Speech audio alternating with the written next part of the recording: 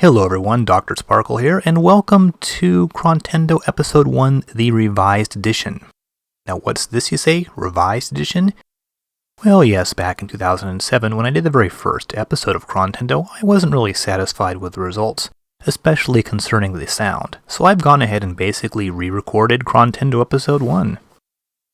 It's basically just a newer, improved version of that same original episode.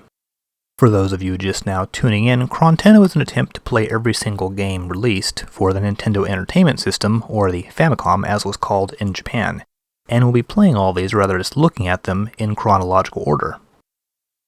This will hopefully allow us to learn something about one of the most beloved video game consoles of all time, as well as a bit about the history of Nintendo and sort of video game development in general. But first, let's start off by taking a brief look at the history of Nintendo themselves. Nintendo was actually founded way back in 1889 in Kyoto. The original purpose of the company was to produce Hanafuda decks, which is a sort of Japanese playing card. Over the years, they diversified a bit. They came out with Western styles of playing cards, and tried their hand at other things, like a taxi company and a chain of hotels. But really, for the first half of the 20th century, Nintendo was primarily a card manufacturer.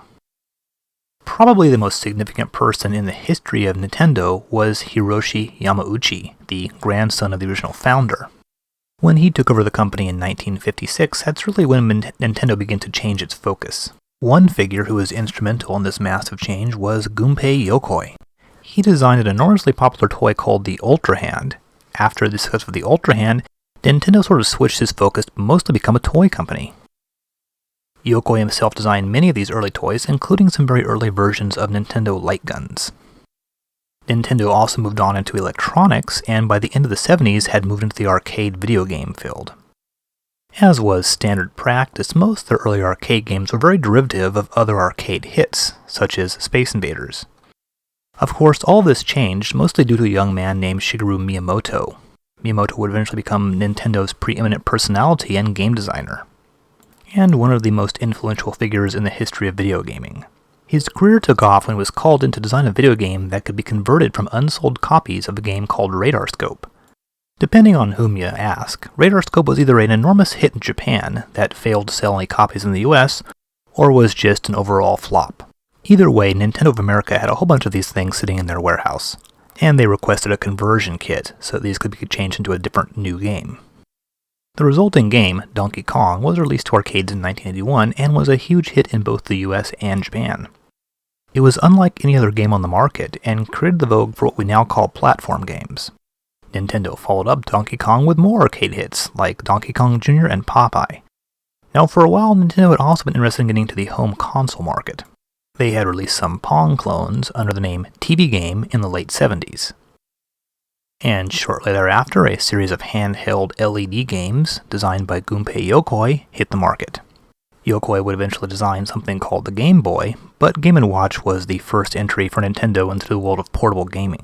Finally, in 1983, Nintendo unveiled its cartridge-based console, the Family Computer, or the Famicom for short. A few years later, it would be released in the US in a redesigned form as the Nintendo Entertainment System.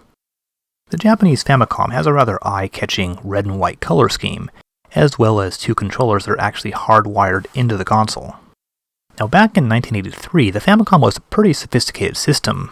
It featured an 8-bit processor, 2 kilobytes of RAM, and could display 16 colors and 64 sprites on the screen at one time. The Japanese home video game market was pretty much untapped at this point, and the Famicom was an instant success. Let's start back in the glorious year of 1983 on July 15th. The Famicom debuted that day with 3 games as launch titles.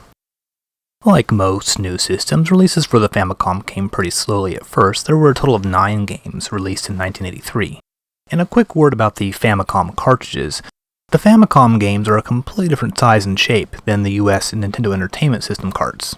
As you can see, they're sort of short and squat, and fit snugly into the Famicom game boxes, which tend to sort of be longer than they are tall. Alright, well, let's get going.